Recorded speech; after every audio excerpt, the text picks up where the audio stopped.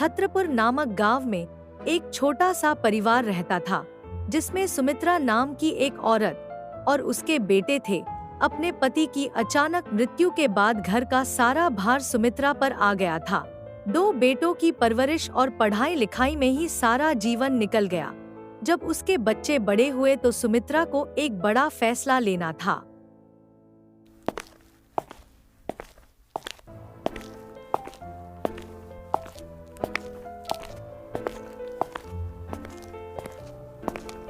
अरे सुमित्रा बहन, तुम यहाँ आओ, अंदर आओ। सब ठीक तो है ना? राजेंद्र भाऊ, आप जानते तो है ना, मेरे दोनों बच्चों को बड़ी मुश्किल से पाला है मैंने। अब उनके शहर जाकर पढ़ने का समय आ गया, मगर मेरे पास इतने पैसे नहीं है कि मैं दोनों को आगे पढ़ा पाऊँ। अगर एक बेटे को नहीं पढ़ा पाई तो उसके साथ अन्याय होगा। ऐसे में क्या करूँ? तुम शांत हो जाओ और यह बताओ, दोनों में से होशियार कौन है? मेरा आदि ज्यादा होशियार है। यूँ तो श्याम भी ठीक ठाक पढ़ लेता है, मगर आदि पढ़ने में ज्यादा अच्छा है। तो बस फिर आदि दोनों में से बड़ा भी है और होशियार भी। तुम उसे शहर पढ़ने भेजो और श्याम को अपने पास ही रखो। मेरे जान पहचान में एक हलवाई की दुकान खाली है, मैं उस पर लगवा दूंगा। राजेंद्र की बात सुनकर सुमित्रा को तसल्ली मिलती है। वह आदि को शहर पढ़ने के लिए भेज देती है और श्याम को हरिया हलवाई के यहाँ भेज देती है। श्याम को ना पढ़ पाने का अफसोस तो था, मगर अपने घर के हालात भली भांति जानता था, इसीलिए उसने आगे पढ़ने की बिल्कुल भी जिद नहीं की और दिन ऐसे ही बीतते रहे। 3 साल बाद आदि को बड़े फूड चेन में सीनियर मैनेजर की नौकरी मिल जाती है। माँ, यह लो मिठाई खाओ। मेरी शहर में एक बड़े फूड चेन में सीनियर मैनेजर की नौकरी मिल गई। किस में हो गई? फूड सेंड में। फूड चेन में माँ, जब कोई आदमी होटल अलग अलग शहर में खोल देता है तो उसको फूड चेन कहते हैं, है ना भैया? बिल्कुल सही कहा रे तूने। 5 स्टार रेस्टोरेंट में माँ, बहुत अच्छी तनख्वाह मिलेगी। धीरे धीरे हम सब शहर में शिफ्ट हो जाएंगे।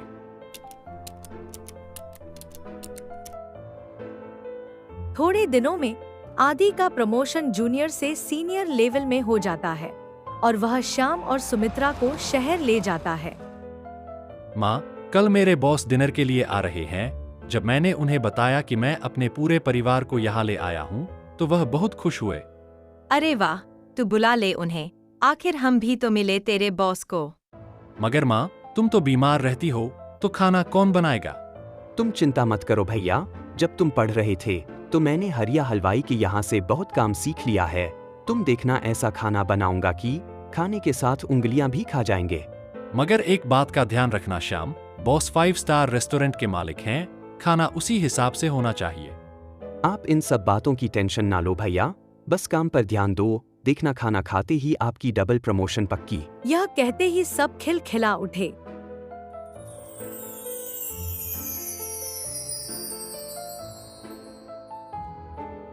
अगले दिन सुबह उठकर श्याम खूब स्वादिष्ट व्यंजन बनाता है।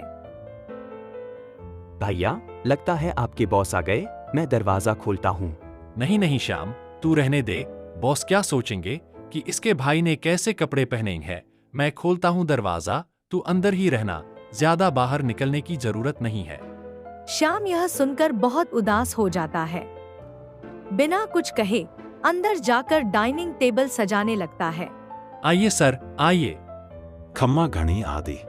घनी खम्मा सर, प्लीज बैठिए। वह आदि, थारा घर तो घना फुटरा से, थारा अम्मा और भाई कहाँ से? माँ, ओ माँ, बॉस आए हैं।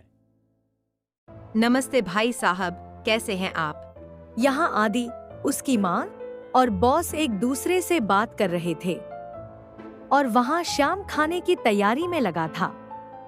थोड़ी देर बाद वह सब डाइनिंग टेबल पर डिनर करने आए। टेबल को सजा हुआ देखकर आदि का बॉस बहुत खुश होता है। एक साइड खाने का हर स्रोत इस तरह सजा था मानो कोई इंटरनेशनल 5 स्टार होटल हो। I hope you like this food sir. It's amazing. किसने बनाया? जी, मेरे छोटे बेटे श्याम ने।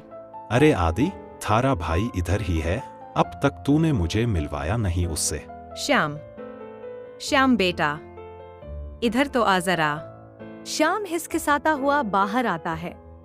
वाह बेटा, खूब चोखा खाना बनाया है। कहीं से कुकिंग का कोर्स किया है क्या? नहीं नहीं सर, यह तो हमारे गांव में छोटे से हलवाई के यहाँ नौकर था, इसीलिए थोड़ा बहुत बना लेता है। अपने भाई के मुंह से यह सुनकर श्याम बहुत दुखी हो जाता है। खाना खाने के लिए बैठ जाता है। बॉस जाने से पहले श्याम को एक ऑफर देते हैं। खाना खाकर मजा आ गया। नहीं सिर्फ खाना मगर टेबल सजावट का भी पूरा ख्याल रखा था श्याम ने।